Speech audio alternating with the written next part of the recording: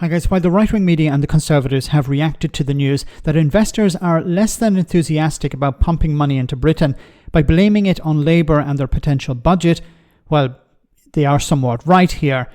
They are of course ignoring the damage 14 years of Tory mismanagement, Brexit and of course Liz Truss's mini-budget has had on investor confidence. So in steps somebody from a dodgy think tank. Remember, these are the types of people who were advising Liz Truss during her time in Number 10 and celebrating her disastrous policies. A guy called Elliot Keck from the weirdly named Taxpayers Alliance claims that Britain hasn't had austerity for a long time. Have a listen. In this article, Mark Dowding, who's the Chief Investment Officer, RBC Blue Bay Asset Management, a catchy title, is quoted as saying, the memory of the 2022 mini-budget was still etched into the psyche of gilt investors. What do you say to him? Listen, I think ultimately the UK national debt's at 100% of GDP now. We spend £102 billion on debt interest. I think any government that adds massively to the government borrowing is doing something fiscally irresponsible in the long term. The Liz Truss government announced one of the largest spending packages in UK history, the energy plan. That was one of the things that spooked the markets. That was a disastrous policy, helped drive her down. And the other side of that were the massive tax cuts. And at the time, the Taxpayers Alliance said, mini-budget, the most taxpayer-friendly budget in recent memory. And yet now, the memory of that budget is what potentially is making this government more cautious. Do you accept that? And do you accept you were wrong? So we support tax cuts of any government, of any stripe. Even if they have that kind of cost? The other side of the ledger, and we said it at the same time on this exact same issue, was that the spending plan on energy costs, which was far, far higher than the tax cuts, was wildly irresponsible. So you wanted tax cuts and more austerity? Well, listen, we haven't had austerity in this country for many, many years. Government spending.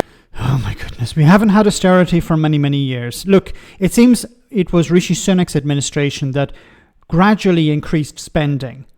But there has been austerity since the Conservatives were in power. They brought it in more or less as soon as they got into power. Now, this guy has no shame. And I have to ask the question once again, why is the BBC giving the Taxpayers Alliance a platform here? These are the people that were advising Liz Truss. Notice he didn't apologise. He didn't even admit that his organisation was wrong.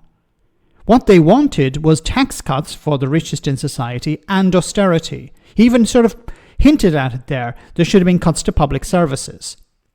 Tax cut for the rich, and then the poor struggle because public services are gutted once again. This is the goal of the Taxpayers Alliance. They're not really an alliance of taxpayers. They're an alliance of very rich people who are there to convince governments to go in the direction of tax cuts for the rich. That's what it's all about. And reducing public services to the bone.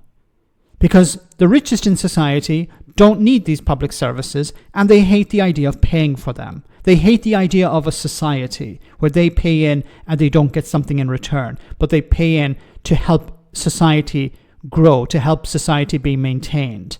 They're against that. They want to pay as little in tax as possible, and whatever tax is going into it is coming back to them in some way. They hate the idea of the NHS. They hate the idea of a welfare system. They hate the idea of government. They want to hold on to as much money as possible and to hell with everyone else. And they fund these shadowy, dodgy organizations, these think tanks. And what do these think tanks do? They end up advising people like Liz Truss. And what did Liz Truss do? Well, she tried to push a tax cut for the rich that was unfunded, and then we saw the consequences of that. But to suggest that austerity hasn't been around, but this guy isn't against austerity, he's supportive of austerity because it's not going to impact the people that back the likes of the Taxpayers Alliance. It's disgraceful. Why is the BBC giving this guy a platform? Why is he on Politics Live? They should at least point out that he's from a dodgy think tank. This is a think tank that was advising, I believe this one or one of these dodgy think tanks was advising Liz Truss, something like the Taxpayers Alliance or maybe the Taxpayers Alliance itself. But you can see there, they were congratulating Liz Truss on her mini budget until it went pear-shaped. Let me know in the comment section, guys, what you think. As always, your comments are greatly appreciated. And before I finish, This means that investors are afraid to invest in Britain because of the damage Liz Truss did, and this is going to cause long-term damage.